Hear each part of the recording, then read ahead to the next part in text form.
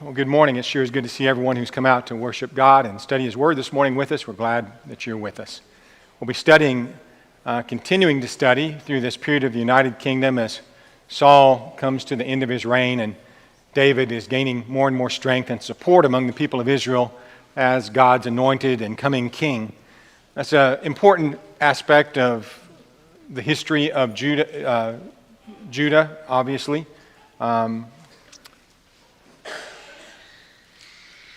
And so we'll begin in 1 Chronicles 12 this morning, and then we're going to go back to 1 Samuel 28. We've been in 1 Samuel mainly throughout the course of this quarter.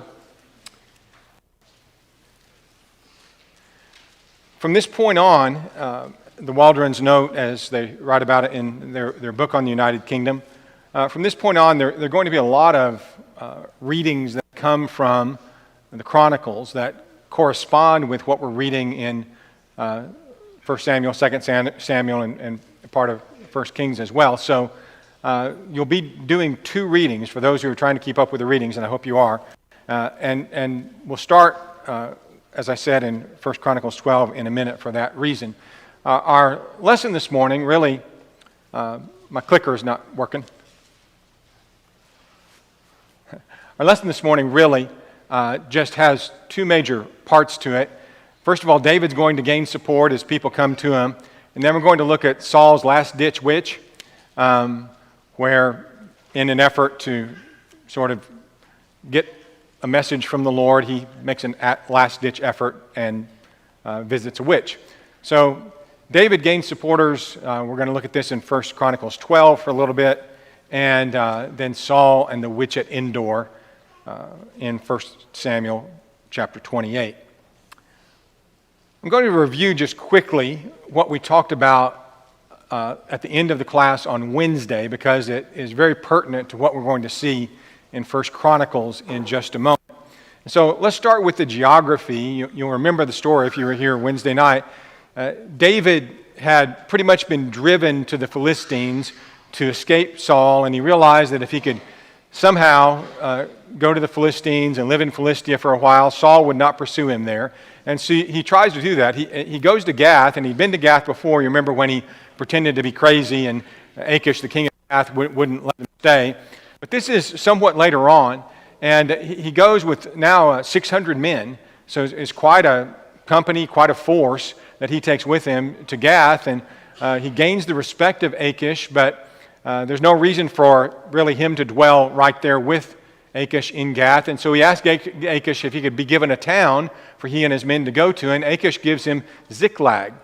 And so he takes his men and goes dwells in Ziklag. Now this was something that on Achish's part, the king of Gath, was a benefit to him because what he was thinking is, I'm going to have David sort of defending my flank over here, this border with between Philistia and where many of the men of Judah are. I'm going to have David as my defender here. And that's what I think he's hoping to accomplish and why this is allowed. And you'll see as we get back to 1 Samuel 28 in a little bit that is his expectation. So David's in Ziklag, and to support his men, he goes on raids, plundering to the south, plundering people who are enemies of the people of God, the Geshurites, the Girzites, the Amalekites. But he's telling Achish and Gath that he's plundering people of Judah and their allies, either people of Judah or the Kenites or somebody like that. So Achish has no way of knowing for sure because what David is doing as he does all of this is he's wiping everybody out. So he takes his men and from Ziklag and raids these people. He leaves none alive as witnesses. He reports to Achish that the raids were against Israel or its allies. And so Achish believes that David is abhorred by Israel, and again, that he's got a good ally defending the border between himself, between the Philistines, and the people of Judah. So that leads us then now to 1 Chronicles chapter 12. And this helps us understand, this fills in some information about where are these men coming from who are fighting with and for David. why are they doing this? Is he just collecting? Now, earlier on, he'd sort of collected some men who were malcontents and outcasts and all of that sort of thing. That was the core of his early group. But now he seems to have some men with some really fine fighting capabilities, some men of valor and nobility. So where do these come from? And this sort of answers that question for us from here going forward. So we're going to look at 1 Chronicles 12 for just a little bit. In verses 1 through 7, there were men who came to David at Ziklag while he was a fugitive from Saul. So this is the time frame we just looked at in 1 Samuel 27. These were, the text says, among the mighty men and helpers in the war. They were armed with bows, using both the right hand and the left, and hurling stones and shooting arrows with the bow. They were of Benjamin. They were Saul's brethren. So here are people who are connected to Saul, of the tribe of Benjamin, yet not supporters of Saul. Maybe they have seen some of Saul's foolish choices. Maybe they have understood that David is the anointed of God. But for whatever reason, and there might be several, David was himself a war hero and probably viewed in much higher standing than Saul was, as we know as they sang the songs, you know. So these are Saul's brethren. They're ambidextrous warriors, and I think that's like having a switch hitter that's pitching or something like that. They go from both sides, and that's pretty amazing. So you have very skilled warriors now joining David. The text goes on and tells us some of their names, which are not particularly important for the rest of the story.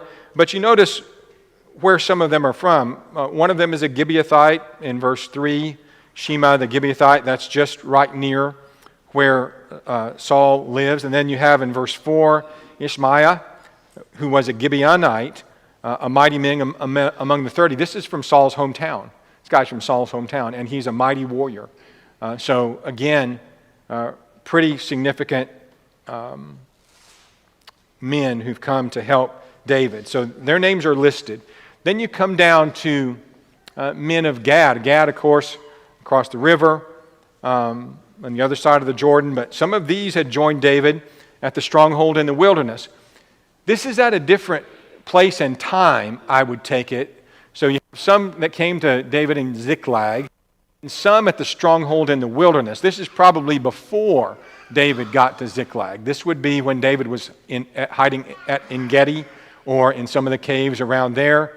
The stronghold in the wilderness is a reference to that time period, I believe.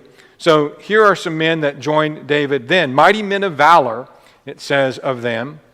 They were trained in battle, who could handle shield and spear, whose faces were like the faces of lions. I suppose that referred to fierceness and nobility, both of those things. I've often noted in taking pictures of lions, they are both frightening and noble at the same time. But I think about that when I read this description. Their faces were like the faces of lions, and they were as swift as gazelles, and I can tell you that's very, very swift. Gazelles run at an amazing speed. Swift as gazelles on the mountains. And so some of these are named as well, and one or two of them should come up later on in the story. In verse 14, it says of them, these were from the sons of Gad, captains of the army. The least was over 100, and the greatest was over 1,000. So these aren't just sort of, the corporals and the privates that have come from Gad to help David. These are your highly trained leaders that have come, that have defected, perhaps we could think of it, to come to David and help him in his quest to gain the crown. And they did something in verse 15. These are the ones that crossed the Jordan in the first month when it had overflowed its banks. They put to flight all those in the valleys to the east and the west. So now we have this first group that were ambidextrous, and now we have the second group that's amphibious. So that's, he's picking up all sorts of able warriors. These guys can come over the river, maraud, even though they cross the river and all that sort of thing. You think of Navy SEALs or something like that, as I was thinking of it. So very capable men. And this explains in part, of course, God's going to be with David and has been with David in all of his. But doesn't hurt really capable warriors in your army. And this will be the case with David, from now on. And then the last couple of verses here, in verse 16, you have again some men of Benjamin and Judah that came to David. So Benjamin is Saul's tribe. David comes from the tribe of Judah, but they came to him also at the stronghold. This would have been, I think, before he goes to Ziklag. David went out to meet them and answered them, saying, "If you've come peaceably to me to help me, my heart will be united with you. But if you betray me to my enemies, since there is no wrong in my hands, may the God of our fathers look and bring judgment." So basically he says, if you're coming to help me, you're doing a good thing. If not, I'm the Lord's anointed. I haven't done anything wrong. God's going to curse you if you're not sincere in what you're doing here. So one of the men, the Spirit came upon Amasai, the chief of the captains, and he said, "We are yours, O David. We are on your side, O son of Jesse. Peace, peace to you, and peace to your helpers, for your God helps you." So they are coming to David because of his allegiance to God and God's strengthening him. So David received them and made them captains of the troop. So again, from several sources now we're seeing, and in several ways, good fighting men are joining up with David. And his little army here, his legion, then is plainly a formidable force. And we'll see not in this lesson, but the next, you'll see that they're kind of coveted warriors. Achish and Gath sure wants them to help him when they go fight against the Israelites. Turns out that's not going to work out, but Achish recognizes that David's got a formidable force here that would be a tremendous ally. Anybody have any comments or thoughts about just these facts that we're introducing here, or anything?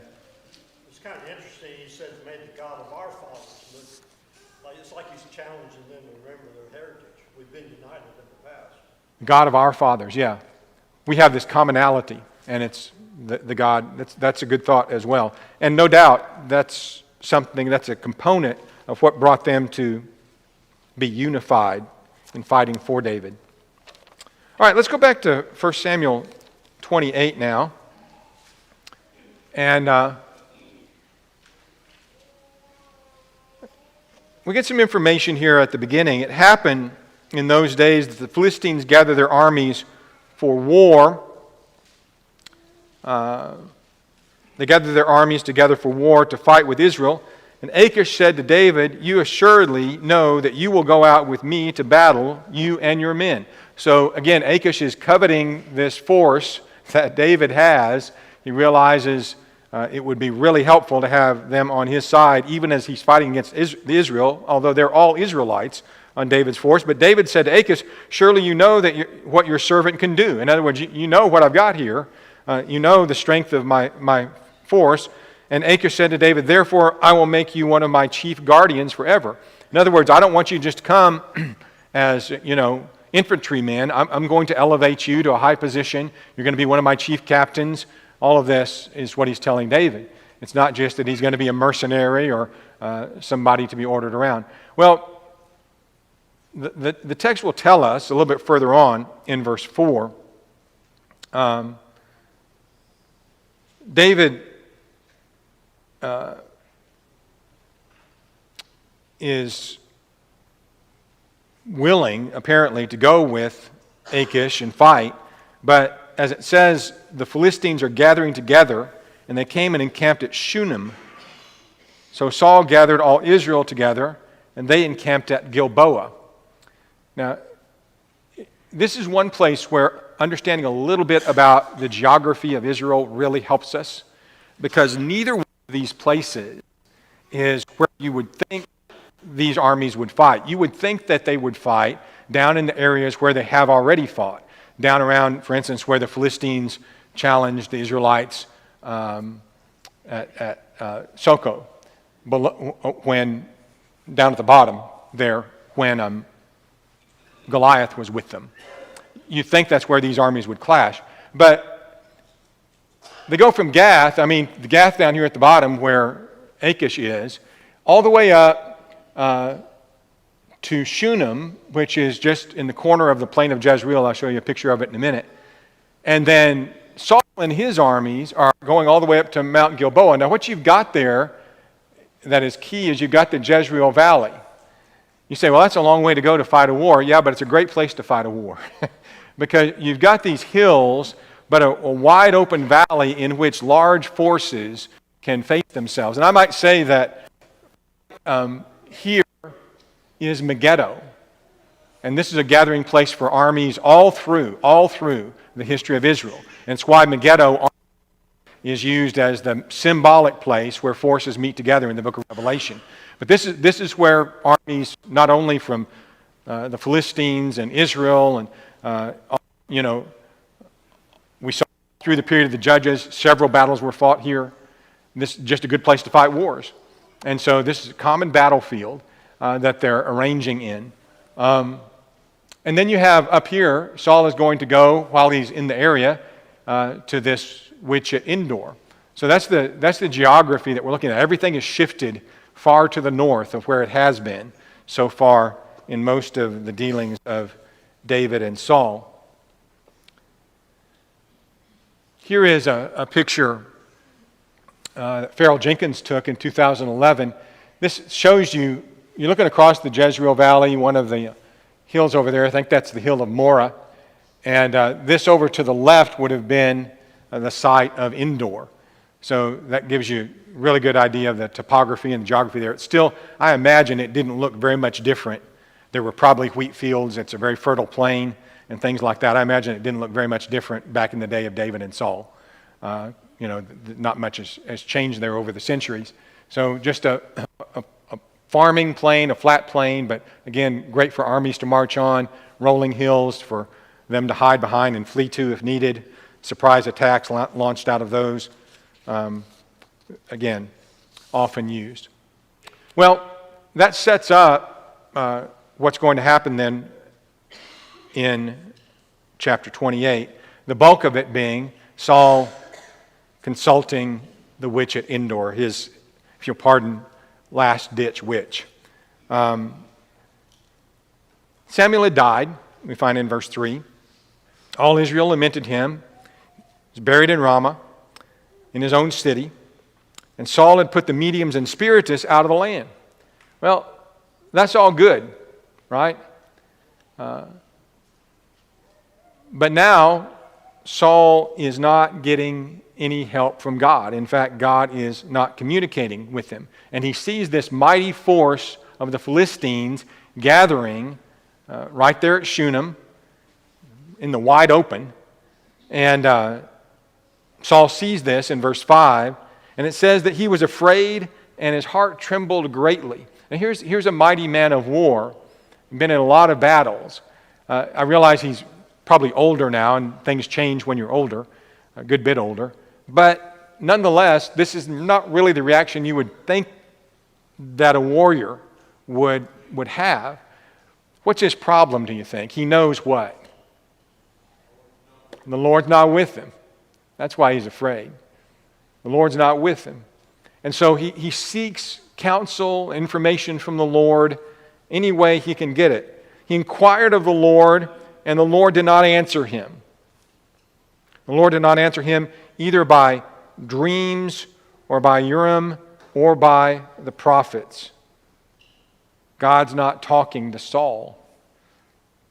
He's cut himself off from him. And so Saul then says to his servants, this is verse 7, "Find me a woman who is a medium, and I may go to her and inquire of her." And his servant said, "In fact, there is a woman who is a medium at Endor." Now all this is kind of strange in a way. He's put out all the mediums and the spiritists and the witches and all of that, supposedly. Obviously, he didn't do that individually. His men were supposed to be taking care of that, I'm sure.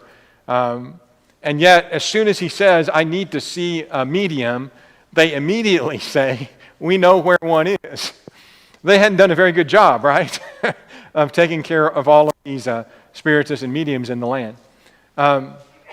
You know, all over the world, there are people who have very low forms of religion. They try to talk to the dead, use voodoo. You know, it's in Africa, it's in South America, every place I've been in a third world country. Usually you've got this kind of, it's really low-level religion, just the imaginations of men, a lot of superstition, and that's been going on for a long, long, long time. And certainly you had it back here in the time of Saul and David. And people just accepted it. And frankly, in Africa, I just tell you right now, there's a problem with one of the guys that's supposed to be a preacher over there, and he's still doing with the traditional voodoo as well. So, I mean, it's still going on where people, they think they can serve God and also use whatever else over here as their traditional religion. That apparently was prevalent in Israel. But anyway, they find the medium right away. No problem with that. So Saul disguises himself and puts on some other clothes and goes to see the medium. And he says to her, comes to her by night, of course. He says to her, please conduct a seance for me. This is verse 8. And bring up the one that I shall name. She requests that she perform this seance. But the medium is wary because she says, look, you know what Saul has done, how he's cut off the mediums and the spiritists from the land. Now, you might remember when we were studying, in the time of the wilderness wanderings and the giving of the law, how many times in the giving of the law, when it would say, if somebody does this or this, they shall be cut off from among the people. Almost always that meant that they would be put to death. So to be cut off isn't just that you're kicked out of Israel. It's almost always that you're going to be put to death. So this medium realizes that there are others who are like her who have been killed for doing what she's been doing. And so she says, you know, Saul's done this. Why do you lay a snare for my life to cause me to die? She recognizes the danger of her doing a seance in this climate where Saul supposedly has ordered all of the spiritists to be killed. But Saul swears that she's not going to be punished. In fact, he swore by the Lord. Can anybody see the... It's too great to be called irony. I swear by the Lord that you won't be hurt for doing a seance. Okay? You see the problem with that? I swear by the Lord that you're not going to be hurt by doing a seance. So he's calling on the Lord while on the other hand saying, yeah, go ahead with this false religious thing that God has condemned and said, and everybody's supposed to be killed that does it. So just go ahead and do that. So it's like hypocrisy knows no bounds. But that's exactly what he says. The woman said, well, whom shall I bring up? This is verse 11. And so he said, bring up Samuel. And when Samuel appears, and apparently he does, the medium cries out with a loud voice. Was she surprised? I think so. Had she been used to just calling up dead people all the time? No. She, like, all of this is all fake. If there's anything behind it, it's the work of Satan. It's not really happening, okay? But if there is actually any supernatural power behind it, I'm sure it's the work of Satan. So in any case, she wasn't used to being able to do this. And as soon as Samuel appears, and then she turns to Saul, and why have you deceived me, for you are Saul? She recognizes in order for this to happen, some power besides my power has got to be involved in this. So the king says to her, do not be afraid. Just tell me what you see. And so she describes to Saul the individual that is coming up. She says, I saw a spirit ascending out of the earth. He said to her, what is the form? she said, "An old man is coming up. He's covered with a mantle." Saul perceived that it was Samuel, and he stooped down with his face to the ground and bowed down. Saul is being allowed to talk to Samuel. Now, may I ask, in case we don't know, what is the only power in the whole world that could cause something like this to happen? It's the power of God, right? So God is plainly allowing this. Satan doesn't have the ability to bring somebody back to life, bring somebody back to this world. Only God has the power of life. And so here you have that. A lot could be said and theorized about what we learn from this about the afterlife. I'm not sure that we learn an awful lot. Samuel was still alive somewhere. I can learn that. He appears to have been in a state of rest wherever he was. He mentions that in a minute. And he seems to have some awareness of what's going on the earth. How much of that we can read into what happens to a person after they die, where are they exactly and what's it like there, I don't know that for sure, but there are a couple of indications of things I think that are here. In any case, Samuel asked, "Well, why have you disturbed me?" And Saul answers, "Well, I'm deeply distressed. I've got these problems. The Philistines make war against me." Well, that's not unusual. But he says, God has departed from me and does not answer me anymore, neither by prophets nor by dreams. Therefore I have called you, that you may reveal to me what I should do. I mean, he's just lost without the guidance of God. We'll say to you here that the Old Testament in Proverbs chapter 28 and verse 9 promises this: one who turns his ear away from hearing the law, his prayer is an abomination. You don't listen to God, God's not going to listen to you. And that's exactly what has happened to Saul. He would not listen to God, and so God's not listening to him. That ought to, when we talk about being a house of prayer and wanting to pray powerful prayers and have this relationship with God, it ought to really motivate us to listen to God's word, to do what God said, and if we want him to listen to us. But Samuel answers Saul and basically he says everything Saul does not want to hear. He says to him, verse 16, "Why do you ask me, seeing the Lord has departed from you and has become your enemy?" God is your enemy. That's got to be the worst news anybody could ever get. God is your enemy. If God's your enemy, you can't win. You're not going to win. God is your enemy. We understand that sin puts enmity, which is hostility, between us and God. We are the ones who make God our enemy through sin. And Saul had certainly done that. "But the Lord has done for himself," Samuel said, "as he spoke by me. For the Lord has torn the kingdom out of your hand and given it to your neighbor David, because you did not obey the voice of the Lord, nor execute his fierce wrath upon Amalek. Therefore the Lord has done this thing to you this day. Moreover, the Lord will deliver Israel with you into the hand of the Philistines, and tomorrow you and your sons will be with me. The Lord will also deliver the army of Israel into the hand of the Philistines." Josh, you had something?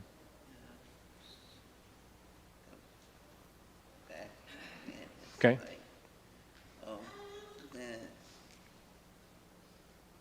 it's kind of interesting you're telling that the medium or witch or whatever was, even she was surprised when Samuel showed up. Right. And that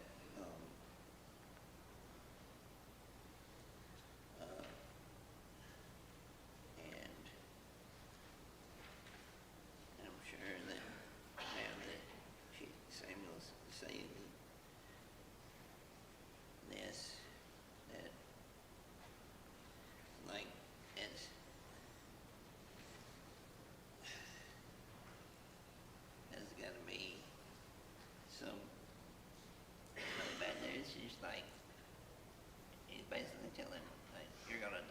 Yeah, exactly. So Josh is saying, as we were mentioning, that the medium was very surprised when Samuel showed up, number one. And then the news that he gets is the last news that he wants to hear. You're going to die, basically, is what the news is, which is exactly right.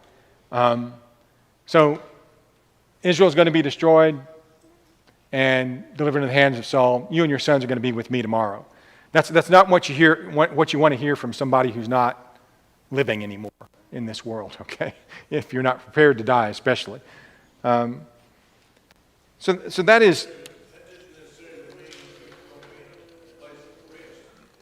I don't think so. I think, of course, God decides where everybody goes, but Saul's not going to die in a very good relationship with God. God's the judge. But he would be with him in what the Old Testament calls Sheol, or the New Testament would call Hades. Of course, you have good and bad realms within those realms, and that's a bit of another story, but I think that that's not necessarily saying that Saul is going to be in a blessed place when he leaves, but he'll be in the realm of the dead when he departs. It's a good question.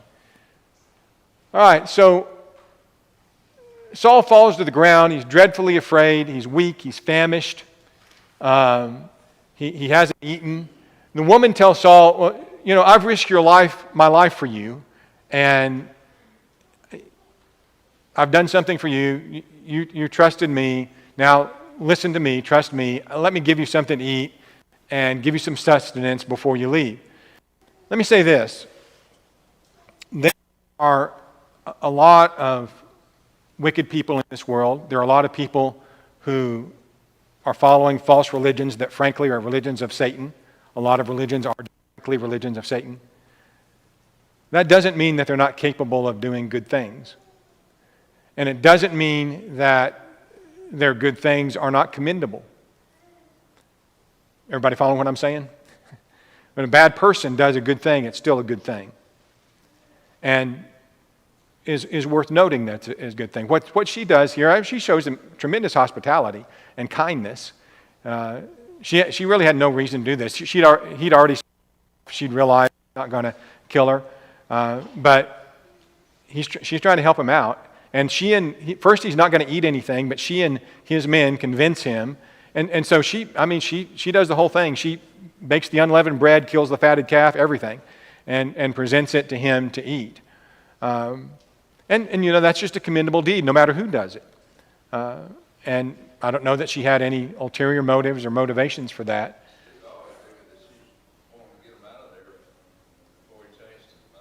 Well, that might be the case too. I don't know for sure what's going through her head. Might be wanting to get him out of there before he changed his mind about not hurting her, or just getting him out of there, period, because if he didn't kill her, from what she just heard, she knew the Philistines were going to kill him. So whichever, there could be some self-preservation involved in that on her behalf. So, yeah. The symbolism, too, of almost like she was making atonement for herself. Yeah. The fatted calf and the unleavened bread. Interesting. Almost like she's making an atonement for herself. When bad people are doing bad things and they know they do bad things, sometimes they do good things to try to make up for, right, what they've done. That's interesting. A couple of applications out of this, and we'll be able to stop here in a second. But as it was in ancient times, I think we don't say this enough. I assume most people know this, but probably it needs a good sermon, maybe before long, who knows. But witchcraft and the occult are sinful.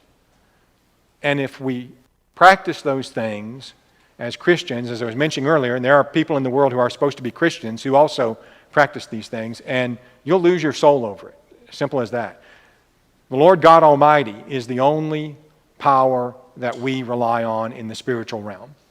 Jesus Christ, God the Father, the Spirit, and God the Son. So anything else is condemned by God. In the New Testament, sorcery is condemned, which involves all of this kind of thing. Other forms of false religion. You think about Simon the sorcerer. He had to repent of his sorcery, right? He couldn't just keep on being a sorcerer and be a Christian. You have all of that in the New Testament. there are a lot of things that are going on today, from Wiccan to kids playing with Ouija boards and people having to see their horoscope every day. All of those things are of this nature. They're part of the occult. They're part of relying on information in the spiritual realm that doesn't come from God. And so those are things not to dabble in, just to be plain, okay? Those are things not to dabble in. God has given us the truth, and if we don't believe it and abide by it, someone coming back from the dead is not going to be able to help us. Isn't that what the story of the rich man and Lazarus teaches us? The rich man was also aware, the rich man was, when he woke up in torment, he was aware of some stuff that was going on the earth. He knew he had 5 brothers back home who needed to repent. He tried to get Abraham to send somebody back there to tell his 5 brothers. And Abraham says, it's not going to work. If they have Moses and the prophets, if they won't listen to them, they wouldn't listen to somebody if they came back from the dead. And here's the thing. People say, well, I would follow God's word. I would do what he says. I'd commit myself to this if he'd show me some big sign, somebody coming back from the dead or whatever it is. And no, you wouldn't. He's already brought somebody back from the dead. It's Jesus Christ, his son. He's already done all the miracles. If you're not believing now, you're not going to believe later. That's just the devil's lie. Buy the truth and do not sell it.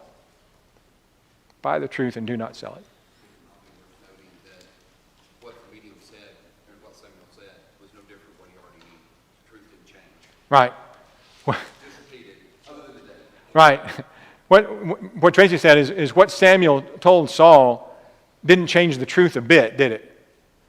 The message of Samuel, all he did was tell him what date it was going to happen. This was already the message of God. It's already the truth of God that God had told Saul, this is what's going to happen. The kingdom's going to be ripped from you. It's going to be given to somebody else. You're not going to end well. It's already been said. So that's exactly right. Samuel didn't bring him really any new information other than it was going to happen tomorrow. Yeah, it came out of Samuel's mouth while he was alive. All right, very good. Well, as I said, I think Tim's going to be teaching Wednesday night, and we go on from this point. Look at 1 Samuel 29, 30, and 31, and then we'll be heading into 2 Samuel. As we get through the quarter, there will be times, it'll be a little bit later on, but we'll be needing to be reading part of 1 Chronicles as well to mesh some of the information between 1 Chronicles and 1 and 2 Samuel. So make sure you're looking at your reading list and doing that as we go forward.